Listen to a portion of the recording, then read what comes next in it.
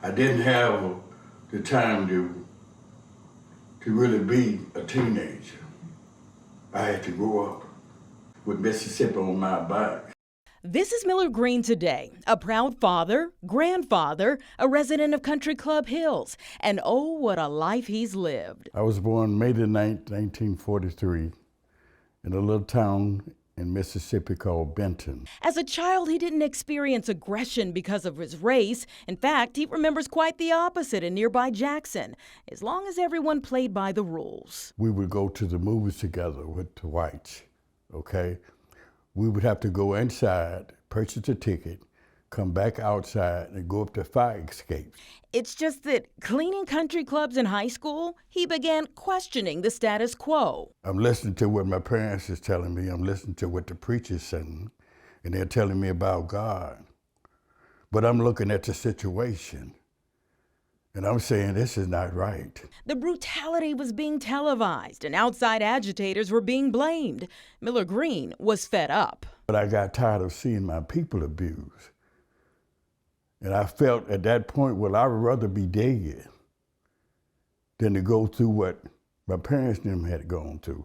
So when a freedom rider approached him and his teenage friends in 1961 about joining the movement, Miller put fear aside upon hearing the assignment. He's telling us to do something that we've never seen anybody in Mississippi do. They were instructed to enter the Trailways bus station through the white entrance, given $50 to attempt to purchase a ticket, and prepared for what could come next. I remember today is walking to this door knowing that anything could happen.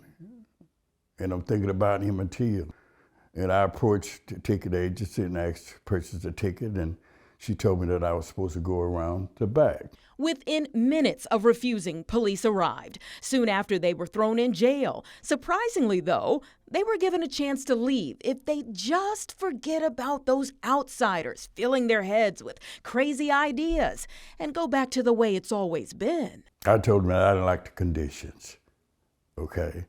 And I said, we'll be here to the jail ride. Months in a cell went by, but by the time they were released, governor could no longer tell the president it's just an outside agitator. So that broke the stalemate. Progress. The work, however, was far from over. As times began to change, did you feel like you were stronger in your purpose, or did you ever question why you were doing what you were doing? No, I've never questioned because I knew that somebody had to do it. He began working voter registration efforts, meeting people like Stokely Carmichael, going from city to city, state to state. His field office in Mississippi, shared by Medgar Evers. He would speak so well, you find yourself shaking. It was so powerful, and it just went all the way through you.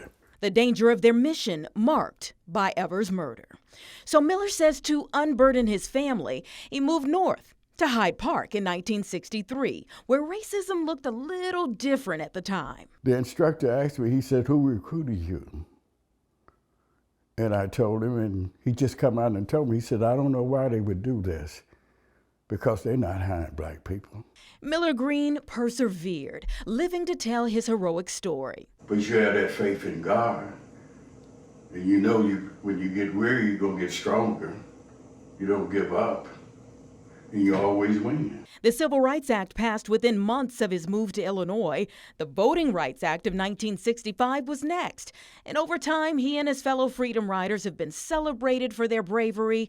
Books and articles have been written about their fight. He's delivered countless speeches about their role in the movement. Oprah even invited them to her studios to hear their stories firsthand.